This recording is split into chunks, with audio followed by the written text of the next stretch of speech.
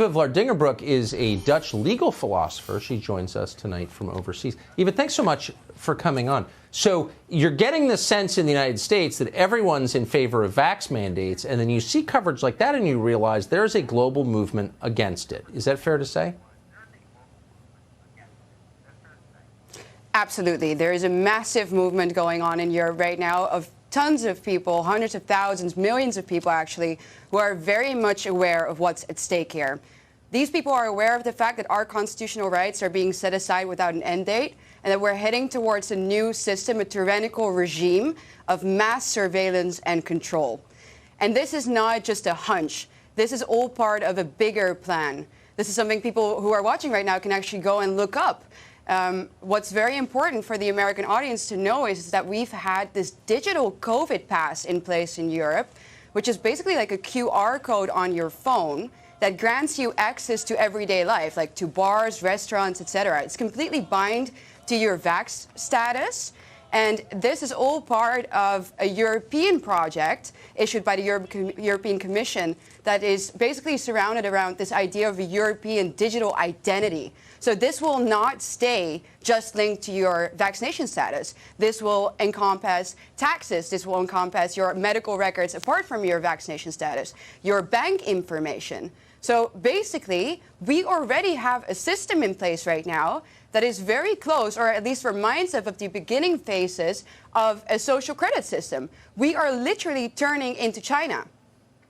If this were linked to digital currency, and presumably paper currency is on the way out, then the average person would be utterly controlled by the government. And the government could just turn off your ability to buy anything, your ability to go anywhere. I mean, at that point, you really are a slave to a supposedly democratic government, are you not?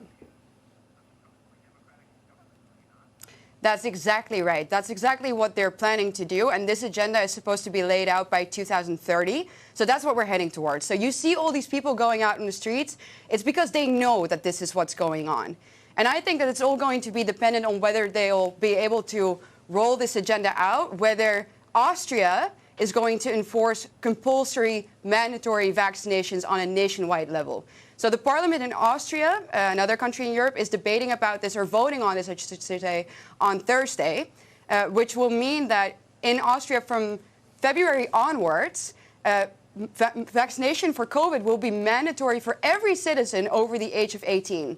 If you don't get vaccinated, you will be having to pay massive fines, up to 15,000 euros a year, which, you know, basically your existence as an unvaccinated person will become illegal. So everybody will have this digital COVID pass.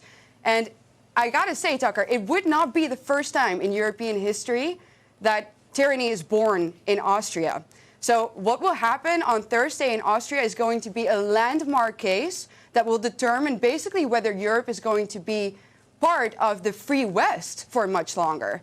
And, well, it looks like this law will pass. So it looks like we're basically headed towards an end station that literally is tyranny. And it's absolutely crucial that we fight this now, that we put pressure on our governments, and that we walk together for this fight of our freedom, of our future. Because I have to say, you in America, you might be next.